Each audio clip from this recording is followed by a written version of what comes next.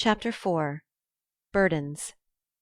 "Oh dear, how hard it does seem to take up our packs and go on," sighed Meg the morning after the party, for now the holidays were over the week of merry-making did not fit her for going on easily with the tasks she never liked. "I wish it was Christmas or New Year's all the time." "Wouldn't it be fun?" answered Joe, yawning dismally. "We shouldn't enjoy ourselves half so much as we do now. But it does seem so nice to have little suppers and bouquets and go to parties and drive home and read and rest and not work. It's like other people, you know, and I always envy girls who do such things. I'm so fond of luxury," said Meg, trying to decide which of two shabby gowns was the least shabby. "Well, we can't have it, so don't let us grumble, but shoulder our bundles and trudge along as cheerfully as Marmee does. I'm sure Aunt March is a regular old man of the sea to me, but I suppose when I've learned to carry her without complaining she will tumble off, or get so light that I shan't mind her." This idea tickled Joe's fancy and put her in good spirits, but Meg didn't brighten, for her burden, consisting of 4 spoiled children, seemed heavier than ever. She had not heart enough even to make herself pretty as usual by putting on a blue neck-ribbon and dressing her hair in the most becoming way.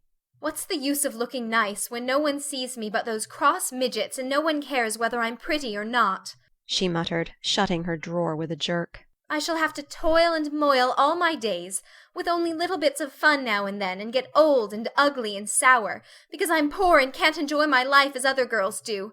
It's a shame." So Meg went down wearing an injured look, and wasn't at all agreeable at breakfast time. Every one seemed rather out of sorts and inclined to croak. Beth had a headache and lay on the sofa, trying to comfort herself with the cat and 3 kittens. Amy was fretting because her lessons were not learned, and she couldn't find her rubbers. Joe would whistle and make a great racket getting ready. Mrs. March was very busy trying to finish a letter which must go at once, and Hannah had the grumps, for being up late didn't suit her. "There never was such a cross family!" cried Joe, losing her temper when she had upset an inkstand, broken both boot-lacings, and sat down upon her hat.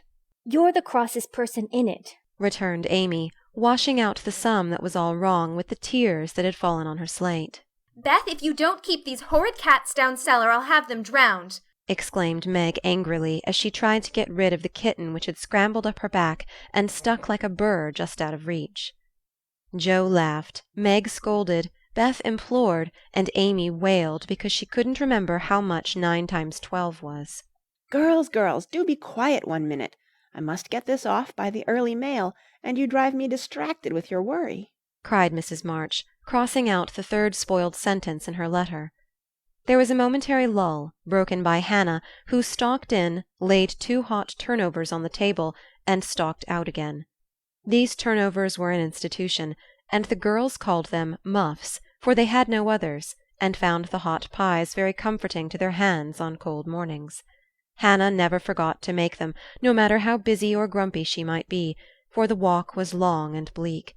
The poor things got no other lunch, and were seldom home before 2. "Cuddle your cats and get over your headache, Bethy. Good-bye, Marmee. We are a set of rascals this morning, but we'll come home regular angels. Now then, Meg." And Joe tramped away, feeling that the Pilgrims were not setting out as they ought to do. They always looked back before turning the corner, for their mother was always at the window to nod and smile, and wave her hand to them. Somehow it seemed as if they couldn't have got through the day without that, for whatever their mood might be, the last glimpse of that motherly face was sure to affect them like sunshine. "If Marmee shook her fist instead of kissing her hand to us, it would serve us right, for more ungrateful wretches than we are were never seen," cried Joe, taking a remorseful satisfaction in the snowy walk and bitter wind.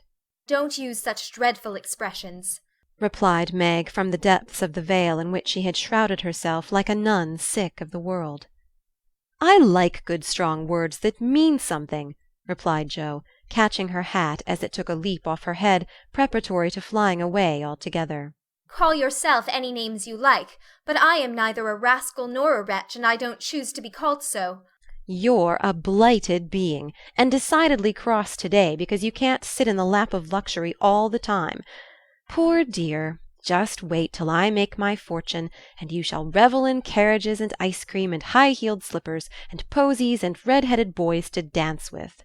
How ridiculous you are, Joe. But Meg laughed at the nonsense and felt better in spite of herself. "Lucky for you I am, for if I put on crushed airs and tried to be dismal as you do, we should be in a nice state. Thank goodness I can always find something funny to keep me up. Don't croak any more, but come home jolly. There's a dear." Joe gave her sister an encouraging pat on the shoulder as they parted for the day, each going a different way, each hugging her little warm turnover, and each trying to be cheerful in spite of wintry weather, hard work, and the unsatisfied desires of pleasure-loving youth. When Mr. March lost his property in trying to help an unfortunate friend, the two oldest girls begged to be allowed to do something toward their own support at least. Believing that they could not begin too early to cultivate energy, industry, and independence, their parents consented, and both fell to work with the hearty good-will which, in spite of all obstacles, is sure to succeed at last. Margaret found a place as nursery governess, and felt rich with her small salary. As she said, she was fond of luxury, and her chief trouble was poverty. She found it harder to bear than the others because she could remember a time when home was beautiful, life full of ease and pleasure, and want of any kind unknown. She tried not to be envious or discontented, but it was very natural that the young girl should long for pretty things, gay friends, accomplishments, and a happy life. At the Kings she daily saw all she wanted, for the children's older sisters were just out, and Meg caught frequent glimpses of dainty ball dresses and bouquets, heard lively gossip about theatres, concerts, sleighing parties, and merry-makings of all kinds, and saw money lavished on trifles which would have been so precious to her. Poor Meg seldom complained, but a sense of injustice made her feel bitter toward everyone sometimes, for she had not yet learned to know how rich she was in the blessings which alone can make life happy. Joe happened to suit Aunt March, who was lame and needed an active person to wait upon her. The childless old lady had offered to adopt one of the girls when the troubles came, and was much offended because her offer was declined. Other friends told the Marches that they had lost all chance of being remembered in the rich old lady's will, but the unworldly Marches only said, "We can't give up our girls for a dozen fortunes. Rich or poor, we will keep together and be happy in one another." The old lady wouldn't speak to them for a time, but happening to meet Joe at a friend's, something in her comical face and blunt manner struck the old lady's fancy, and she proposed to take her for a companion. This did not suit Joe at all, but she accepted the place since nothing better appeared, and to everyone's surprise got on remarkably well with her irascible relative. There was an occasional tempest, and once Joe marched home, declaring she couldn't bear it longer, but Aunt March always cleared up quickly, and sent for her to come back again with such urgency that she could not refuse, for in her heart she rather liked the peppery old lady.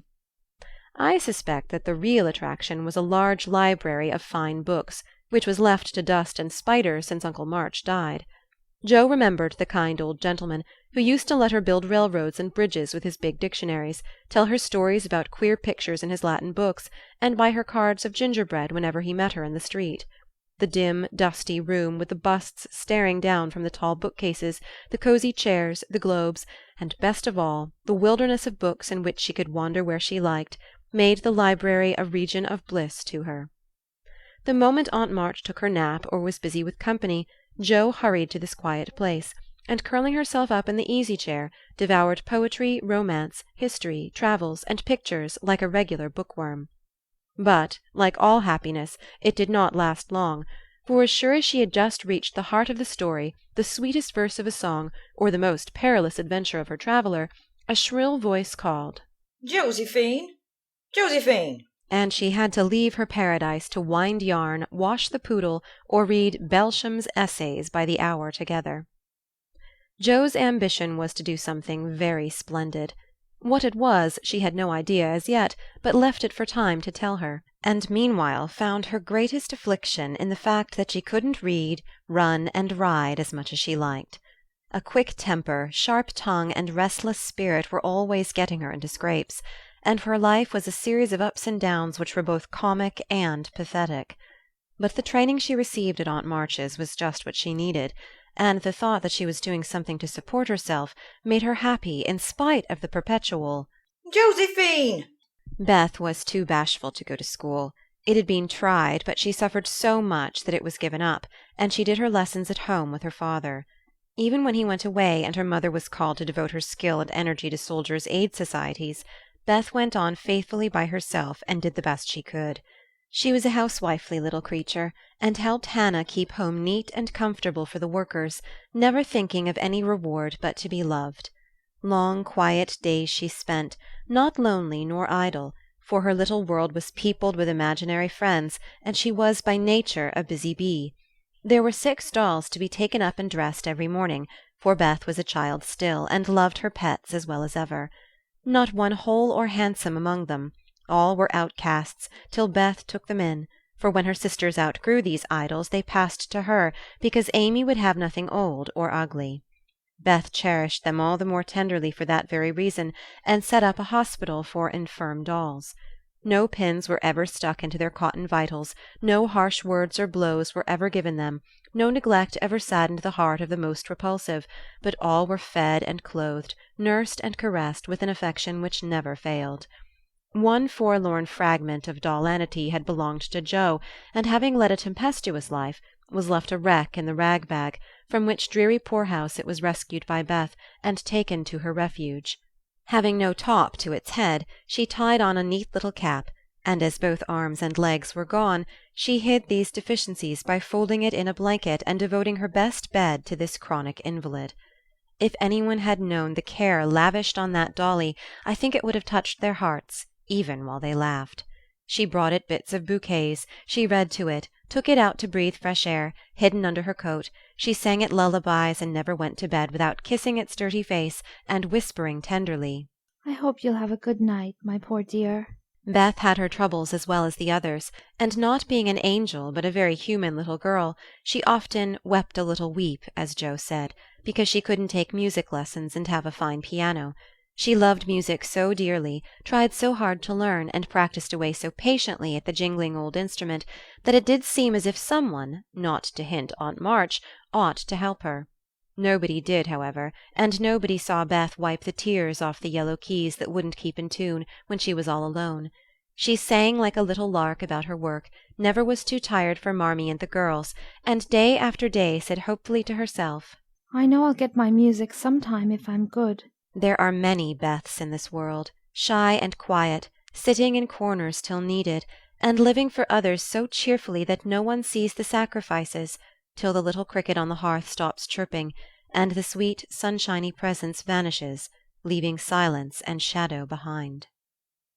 If anybody had asked Amy what the greatest trial of her life was, she would have answered at once, My nose.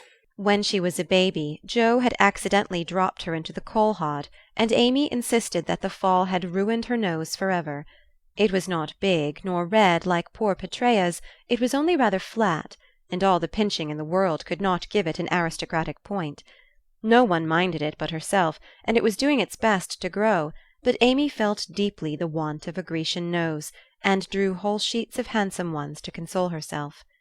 Little Raphael, as her sisters called her, had a decided talent for drawing, and was never so happy as when copying flowers, designing fairies, or illustrating stories with queer specimens of art.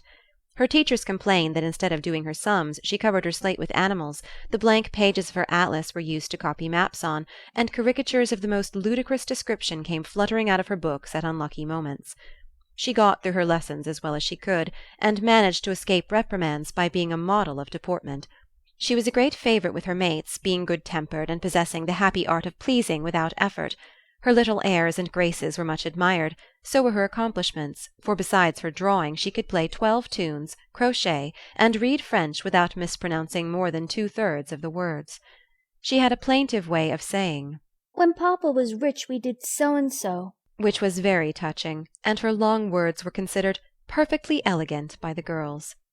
Amy was in a fair way to be spoiled, for everyone petted her, and her small vanities and selfishnesses were growing nicely.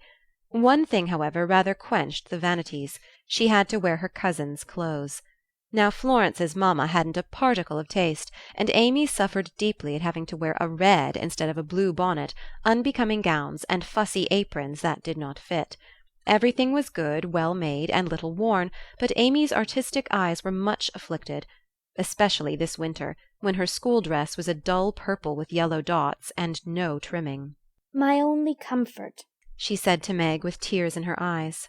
is that Mother doesn't take tucks in my dresses whenever I'm naughty, as Maria Perks's mother does. My dear, it's really dreadful, for sometimes she is so bad her frock is up to her knees, and she can't come to school. When I think of this degradation, I feel that I can bear even my flat nose and purple gown with yellow skyrockets on it. Meg was Amy's confidant and monitor, and by some strange attraction of opposites, Jo was gentle Beth's. To Jo alone did the shy child tell her thoughts, and over her big harum-scarum sister Beth unconsciously exercised more influence than any one in the family. The two older girls were a great deal to one another, but each took one of the younger sisters into her keeping and watched over her in her own way. Playing mother, they called it, and put their sisters in the places of discarded dolls with the maternal instinct of little women. Has anybody got anything to tell? It's been such a dismal day, I'm really dying for some amusement, said Meg as they sat sewing together that evening. I had a queer time with Aunt today, and as I got the best of it, I'll tell you about it, began Jo, who dearly loved to tell stories. I was reading that everlasting Belsham, and droning away as I always do, for Aunt soon drops off, and then I take out some nice book and read like fury till she wakes up. I actually made myself sleepy, and before she began to nod I gave such a gape that she asked me what I meant by opening my mouth wide enough to take the whole book in at once. I wish I could and be done with it, said I, trying not to be saucy. Then she gave me a long lecture on my sins and told me to sit and think them over while she just lost herself for a moment. She never finds herself very soon, so the minute her cap began to bob like a top-heavy dahlia, I whipped the Vicar of Wakefield out of my pocket and read away with one eye on him and one on Aunt. I just got to where they all tumbled into the water when I forgot and laughed out loud. Aunt woke up, and, being more good-natured after her nap, told me to read a bit and show what frivolous work I preferred to the worthy and instructive Belsham. I did my very best, and she liked it, though she only said, I don't understand what it's all about. Go back and begin it, child. Back I went, and made the primroses as interesting as ever I could. Once I was wicked enough to stop in a thrilling place and say meekly, I am afraid it tires you, ma'am. Shan't I stop now? She caught up her knitting, which had dropped out of her hands, gave me a sharp look through her specs, and said in her short way, Finish the chapter, and don't be impertinent, miss. Did she own she liked it? asked Meg. Oh, bless you, no, but she let old Belsham rest, and when I ran back after my gloves this afternoon, there she was, so hard at the vicar that she didn't hear me laugh as I danced a jig in the hall because of the good time coming. What a pleasant life she might have if only she chose! I don't envy her much, in spite of her money, for after all rich people have about as many worries as poor ones, I think, added Jo. That reminds me, said Meg, that I've got something to tell. It isn't funny like Jo's story, but I thought about it a good deal as I came home. At the King's today I found everybody in a flurry, and one of the children said that her oldest brother had done something dreadful, and Papa had sent him away. I heard Mrs. King crying and Mr. King talking very loud, and Grace and Ellen turned away their faces when they passed me, so I shouldn't see how red and swollen their eyes were. I didn't ask any questions, of course, but I felt so sorry for them, and was rather glad I hadn't any wild brothers to do wicked things and disgrace the family. I think being disgraced in school is a great deal tryinger than anything bad boys can do, said Amy, shaking her head as if her experience of life had been a deep one. Susie Perkins came to school today with a lovely red carnelian ring. I wanted it dreadfully and wished I was her with all my might.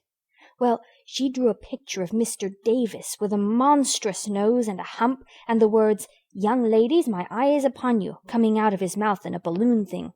We were laughing over it when all of a sudden his eye was on us, and he ordered Susie to bring up her slate. She was paralyzed with fright, but she went. And oh, what do you think he did? He took her by the ear. The ear! Just fancy how horrid! And led her to the recitation platform and made her stand there half an hour, holding the slate so everyone could see. Didn't the girls laugh at the picture? asked Jo, who relished the scrape. Laugh? Not one. They sat still as mice, and Susie cried quarts, I know she did. I didn't envy her then, for I felt that millions of carnelian rings wouldn't have made me happy after that. I never should have got over such a agonizing mortification. And Amy went on with her work in the proud consciousness of virtue and the successful utterance of 2 long words in a breath. I saw something I liked this morning, and I meant to tell it at dinner, but I forgot, said Beth, putting Joe's topsy-turvy basket in order as she talked. when I went to get some oysters for Hannah. Mr. Lawrence was in the fish shop, but he didn't see me, for I kept behind the fish barrel, and he was busy with Mr. Cutter the fishman. A poor woman came in with a pail and a mop, and asked Mr. Cutter if he would let her do some scrubbing for a bit of fish, because she hadn't any dinner for her children, and had been disappointed of a day's work. Mr. Cutter was in a hurry, and said no rather crossly, so she was going away, looking hungry and sorry, when Mr. Lawrence hooked up a big fish with the crooked end of his cane, and held it out to her. She was so glad and surprised she took it right into her arms, and thanked him over and over. He told her to go along and cook it, and she hurried off so happy. Wasn't it good of him? Oh, she did look so funny, hugging the big slippery fish, and hoping Mr. Lawrence's bed in heaven would be easy. When they had laughed at Beth's story, they asked their mother for one, and after a moment's thought, she said soberly, As I sat cutting out blue flannel jackets to-day at the rooms, I felt very anxious about father, and thought how lonely and helpless we should be if anything happened to him. It was not a wise thing to do, but I kept on worrying till an old man came in with an order for some clothes. He sat down near me, and I began to talk to him, for he looked poor and tired and anxious. "Have you sons in the army?" I asked, for the note he brought was not to me. Yes, ma'am, I had 4, but 2 were killed. One is a prisoner, and I'm going to the other, who is very sick in the Washington hospital, he answered quietly. "You have done a great deal for your country, sir," I said, feeling respect now instead of pity. Not a mite more than aught, ma'am. I'd go myself if I was any use. As I ain't, I give my boys and give 'em free. He spoke so cheerfully, looked so sincere, and seemed so glad to give his all, that I was ashamed of myself. I'd given 1 man and thought it too much, while he gave 4 without grudging them. I had all my girls to comfort me at home, and his last son was waiting, miles away, to say good-bye to him perhaps. I felt so rich, so happy thinking of my blessings, that I made him a nice bundle, gave him some money, and thanked him heartily for the lesson he had taught me. "Tell another story, Mother, one with a moral to it like this. I like to think about them afterward, if they are real and not too preachy," said Joe after a minute's silence. Mrs. March smiled and began at once, for she had told stories to this little audience for many years, and knew how to please them.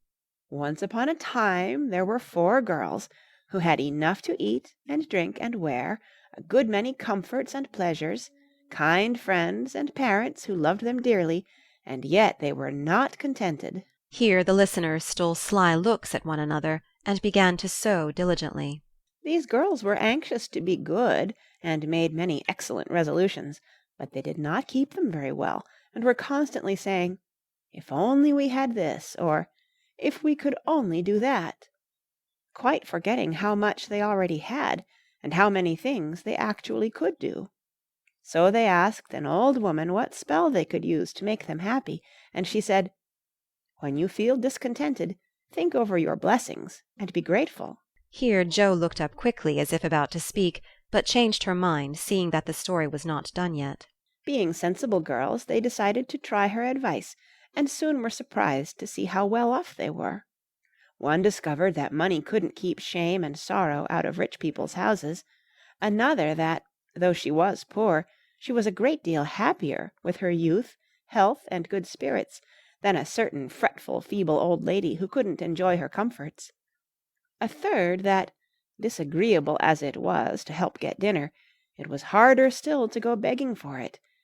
And the fourth, that even carnelian rings were not so valuable as good behavior.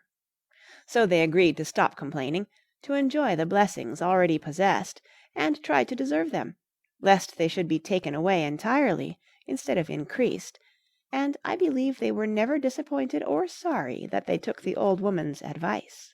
Now, Marmee, that is very cunning of you to turn our own stories against us, and give us a sermon instead of a romance, cried Meg. I like that kind of sermon. It's the sort Father used to tell us," said Beth thoughtfully, putting the needles straight on Joe's cushion. I don't complain near as much as the others do, and I shall be more careful than ever now, for I've had warning from Susie's downfall," said Amy morally. "We needed that lesson, and we won't forget it. If we do so, you just say to us, as old Chloe did in Uncle Tom, 'Tink up your mercies, chillun, tink up your mercies,'" added Joe, who could not for the life of her help getting a morsel of fun out of the little sermon, though she took it to heart as much as any of them.